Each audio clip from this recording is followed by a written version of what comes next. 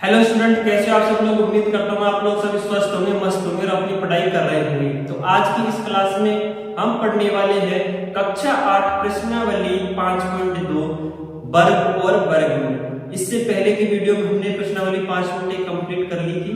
आज की क्लास में हम करेंगे प्रश्नावली 5.2 कंप्लीट। तो हमारा पहला सवाल है 5.2 प्रश्नावली का पहला सवाल है, निम्न संख्याओं का वर्ग ज्ञात कीजिए। क्वेश्चन नंबर 1 है, निम्न संख्याओं का वर्ग ज्ञात कीजिए। क्वेश्चन नंबर 1 है, निम्न संख्याओं का वर्ग ज्ञात कीजिए। तो मैंने आपको इससे पहले की क्लास में बता दिया था कि वर्ग कहते किसे, कैसे ज्ञात करते हैं। वर्ग किसी भी संख्या को उसी संख्या से गुणा करने पर प्राप्त जो हमें गुणनफल प्राप्त होता है उसको हम क्या कहते हैं, उस संख्या का वर्ग। जिस प्रकार हमारे पास कोई संख्या है 2, अगर 2 को हम 2 से ही गुणा करेंगे तो हमारे पास क्या आएगा 4। तो 2 का वर्ग क्या हुआ हमारे पास 4। वर्ग की परिभाषा क्या हुई, कोई भी संख्या को उसी संख्या से गुणा करने पर प्राप्त गुणनफल को क्या कहेंगे, वर्ग कहते हैं। तो हमारे पास एक संख्या है 32, पहला है संख्या है 32 यानी 32 का हमें क्या ज्ञात करना है, वर्ग ज्ञात करना है। तो सबसे पहले तो मैं एक जनरल से सामान्य तरीके से करें तो हमें उसी संख्या से गुणा करना है। वर्ग का चिन्ह क्या होगा, घात 2। ठीक है, 32 का वर्ग करेंगे यानी 32 गुणा 32। 2 को 2 से गुणा किया हमारे पास आया 4। 2 को 3 से किया 6। 2 को हमने 3 से गुणा किया 6 और 3 को 3 से किया 9। ठीक है, 4 6 और 6 12 की 2 हासिल किए 9 रे 10। तो हमने जब 32 का वर्ग किया तो हमारे पास क्या आया, 32 का वर्ग 1024। अब हम इसको दूसरे तरीके से करते हैं। एक तो ये है जनरल तरीका, क्या है जनरल तरीका, सामान्य तरीका। ये है हमारे पास 32 का वर्ग। अब हम करते हैं दूसरे ट्रिक से, 32 का वर्ग करेंगे। वर्ग का चिन्ह है स्क्वायर, घात 2। अब हम आप लोगों ने एक समीकरण देखी होगी या पढ़ी होगी, a प्लस बी का होल स्क्वायर, यानी इसको अगर हम बोलेंगे तो a square plus 2ab plus b square, यही होती है a प्लस b का स्क्वायर यानी a square plus 2ab plus b square. अब हम क्या करेंगे, इस 32 को a प्लस b की फॉर्म में लिखेंगे तो क्या होगा, 30 प्लस 2 लिख दे, 30 प्लस 2 का स्क्वायर। अब हमारे पास इसमें a क्या है 30 और 2 b, यही है। अरे a प्लस b का स्क्वायर, तो 30 प्लस 2 का स्क्वायर यानी 30 तो काम करेगा किसका, a का, और b का किसका काम करेगा, 2 का। ठीक है, अब हम इसको इस समीकरण की फॉर्म में लिखेंगे तो a स्क्वायर यानी कि 30 का स्क्वायर, ठीक है, प्लस 2 गुणा a क्या है हमारे पास 30 गुणा b क्या है 2। ठीक है, और प्लस में b स्क्वायर यानी b क्या है 2 का स्क्वायर। इस प्रकार से आप इसको कर सकते हो। 30 का जब हम वर्ग करेंगे तो हमारे पास आएगा क्या 900, प्लस 30 को हमने 2 से गुणा किया 60, और 60 को 2 से करेंगे तो 120, प्लस 4 900 और 120 जोड़ेंगे तो हमारे पास आएगा 1020। ठीक है, प्लस 4 और 1020 और 4 1024। आप इन दोनों में से कोई से भी तरीके से निकाल सकते हैं। ये तो है सामान्य तरीका, किसी भी संख्या को उसी संख्या से गुणा करने पर प्राप्त जो गुणनफल हमें प्राप्त होता है उसको तो हम बोलेंगे वर्ग। और इस प्रकार हमने 32 का वर्ग निकाला।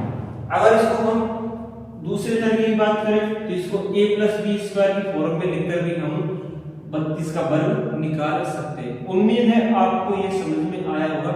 अब हम बढ़ते हैं अगले क्वेश्चन। इसी का हम अगला क्वेश्चन करेंगे। अगली संख्या है हमारे पास 35। अगली संख्या है हमारे पास 35। तो आपने नोट कर लिया होगा, अब मैं इसको डिलीट कर देता हूं। उसके बाद हम करेंगे अगला 35 का। इसी दोनों तरीके से ही हम 35 का भी वर्ग निकालेंगे।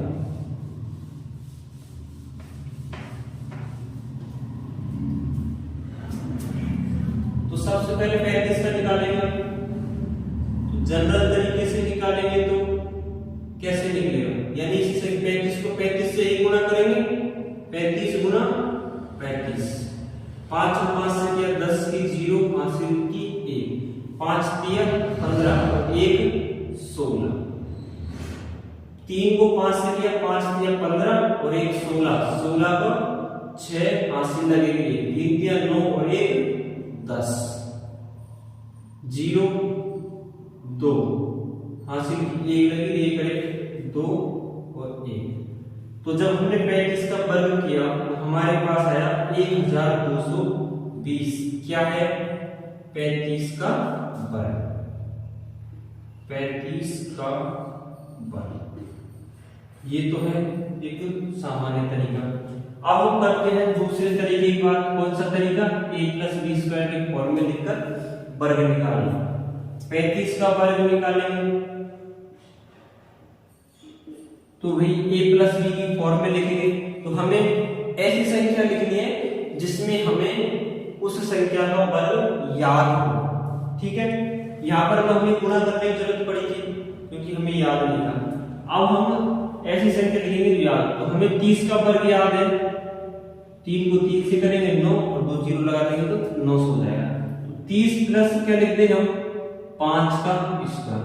समीकरण की फॉर्म में लिखेंगे तो 1 की जगह काम करेगा, 30 की जगह b 5 में। ठीक है, इस प्रकार लिखेंगे। तो a स्क्वायर है तो a का मतलब 30, तो हम क्या करेंगे 30 का स्क्वायर प्लस 2 की 2 गुणा a है 30 गुणा b है 5 प्लस में b स्क्वायर, b यानी 5 का स्क्वायर।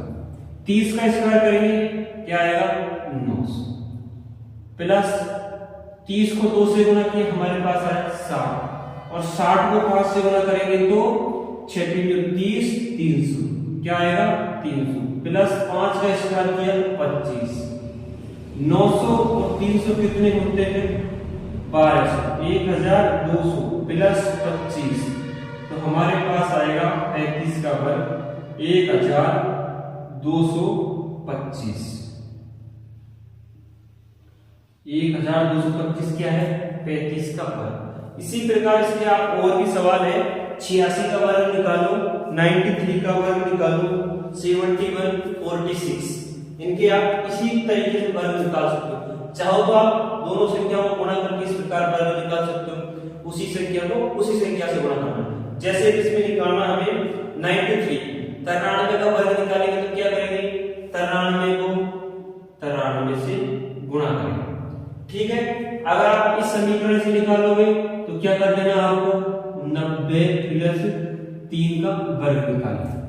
ठीक है, और इसी समीकरण में जमा के और आप इसका भी वर्ग निकाल सकते हो। तो उम्मीद है आपको समझ में आया होगा। अब हम बढ़ते हैं नेक्स्ट सवाल पर। इसमें हमने पहला और दूसरा कर लिया, तीसरा, चौथा, पांचवा और छठा आप कर सकते हो इसी तरीके से, इसी फॉर्म में, इसी सूत्र के द्वारा। तो अब मैं इसको मिटा देता हूं, उसके बाद हम करेंगे अगला सवाल।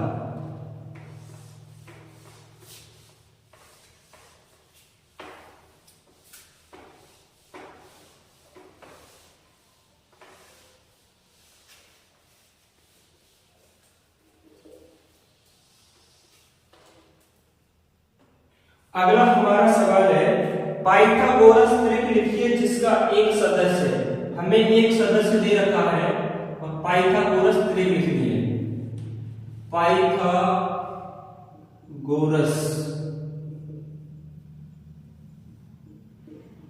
पाइथागोरस त्रिक लिखिए जिसका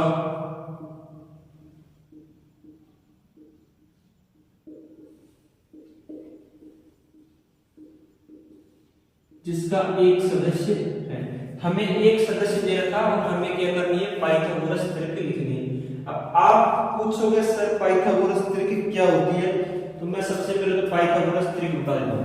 पाइथागोरस त्रिक में हमें तीन संख्या लिखनी है, एक संख्या, दो संख्या और तीन संख्या। तीन संख्या लिखनी है जिसमें से हमें एक संख्या इसमें से देखने में दे रखी है। अब हमें क्या करना है, जैसे प्रकार अगर ये तीसरी संख्या है, ठीक है, यहाँ पर तीसरी संख्या है, तो पहली संख्या और दूसरी संख्या का जो हम वर्ग करेंगे उसका मान तीसरी संख्या के वर्ग के बराबर होगा। पहली संख्या और दूसरी संख्या का वर्ग का मान तीसरी संख्या के वर्ग के मान के बराबर होगा। ठीक है, जिस प्रकार अगर मैं लिखूं 3, 4 और 5, तो 3 का वर्ग होगा हमारे पास 9, ठीक है, 4 का वर्ग होगा 16 और 5 का वर्ग होगा हमारे पास 25। तो 9 और 16 कितने होगा, अगर हम जोड़े तो 9 और 16 25 और तीसरी संख्या का वर्ग 25, तो दोनों का वर्ग आ गया बराबर। तो हमें इस प्रकार संख्या निकालनी है, तीन संख्या ज्ञात करनी है, जिसमें से हमें एक संख्या दे रखी है और दो और निकालनी है। तो इसको हम क्या बोलेंगे, पाइथागोरस त्रिक, जिसमें हमें एक संख्या दे दी, दो और निकालनी है। ऐसी संख्या होगी जिसमें दो संख्याओं का वर्ग का जोड़ करने पर तीसरी संख्या के वर्ग के बराबर इसका उत्तर आएगा। ठीक है, तो इसके लिए आप एक सूत्र लिखो। पहले सबसे पहले क्या करना है आपको, पाइथागोरस त्रिक निकालने में एक सूत्र लिख सकते हो आप।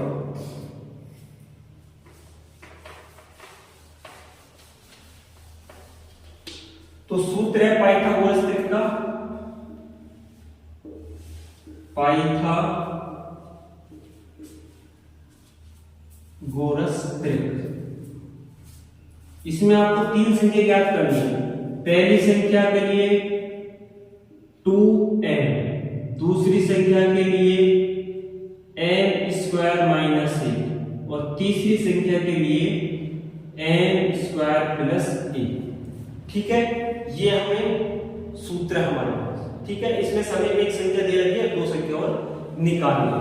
जिस प्रकार हम हमारे क्वेश्चन में देखें तो क्वेश्चन नंबर 2 का पहला है 6। क्या है, 6 हमें एक संख्या दे रखी है और हमें दो संख्या और ज्ञात करनी है। ठीक है, तो हम मान लेते हैं पहली संख्या 6 है, पहली संख्या 6 12 बराबर 6।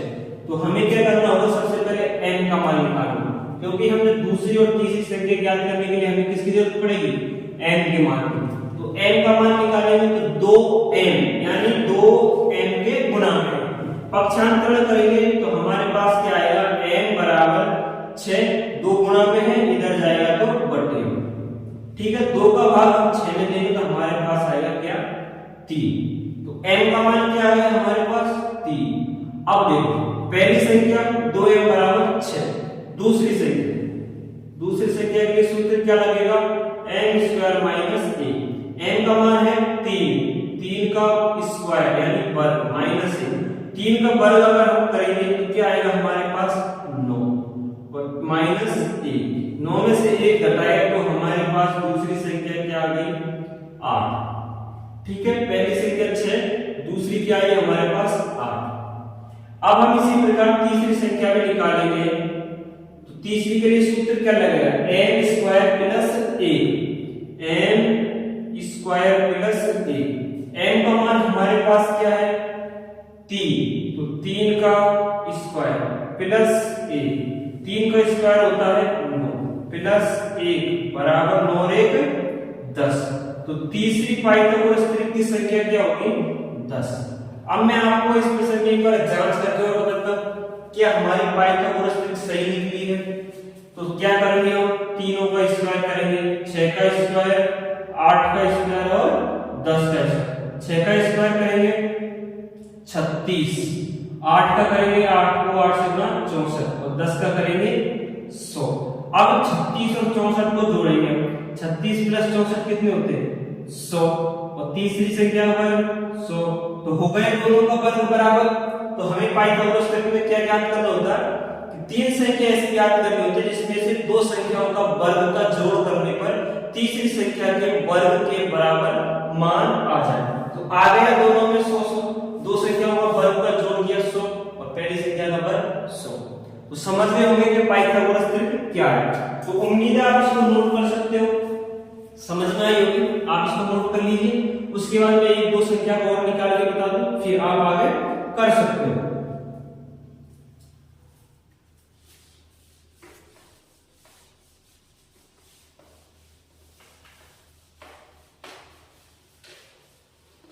अब हमारे पास दूसरे प्रश्न में है संख्या 14। 14 क्या है? 14 दूसरे का दूसरा। पाइथागोरस त्रिक से वही हमें दो संख्या और निकालनी, ठीक है। पहली संख्या को मान लेते हैं हम 2m बराबर 14। हमें m का मान चाहिएगा, तो m बराबर 14/2। 2 का पक्षांतर किया, इधर गुणा में था, पक्षांतर किया बटे 2 का भाग हम 14 में देंगे तो हमारे पास आएगा m का मान 7। तो m का मान क्या आया? 7। पाइथागोरस त्रिक में हमारे पास पहले संख्या क्या है? 14। अब हम निकालेंगे दूसरी के लिए सूत्र क्या लगेगा? m² - 1। m का मान है हमारे पास 7 का स्क्वायर माइनस 1। 7 का स्क्वायर करेंगे, 7 को 7 से गुणा किया, 7 × 49 49 माइनस 1। 49 में से -1 करेंगे तो हमारे पास आएगा 48। तो पाइथागोरस त्रिक की दूसरी संख्या क्या होगी? 48। अब हम निकालेंगे पाइथागोरस त्रिक की तीसरी संख्या। तीसरी संख्या के लिए सूत्र लगाएंगे m² + 1। m का मान है 7 का स्क्वायर प्लस 1। 7 का स्क्वायर होगा 49 प्लस 1, तो हमारे पास आएगा 50। पाइथागोरस त्रिक की तीसरी संख्या क्या होगी? 50। पहली 14, ठीक है। तो उम्मीद आपको समझ में आया होगा। आगे के भी आप इसी प्रकार कर सकते हो। अगली संख्या है हमारे पास दूसरा का तीसरा है 16। तो 16 में भी आप पाइथागोरस त्रिक की सहायता से, इन्हीं सूत्रों की सहायता से दो संख्या और निकाल सकते हो। अगली है हमारे पास 18 संख्या। तो दोनों को आपके लिए होमवर्क है। आपको इन्हीं सूत्र की सहायता से, इन्हीं तरीके से सेम कंडीशन में 16 और 18 की भी दो पाइथागोरस त्रिक संख्या और निकालनी है। तो उम्मीद है आपको आज की क्लास में मजा आया होगा। अगर आपको वीडियो पसंद आई हो, क्लास काम की हो, तो वीडियो को लाइक कीजिए और अपने ही पढ़ने वाले साथियों, अपने साथ पढ़ने वाले साथियों को शेयर कर सकते हैं, ताकि यह वीडियो उनके भी काम आ सके। नेक्स्ट पार्ट 6.3 देखने के लिए, 5.3 प्रश्नावली देखने के लिए चैनल को कीजिए सब्सक्राइब। तब तक के लिए धन्यवाद।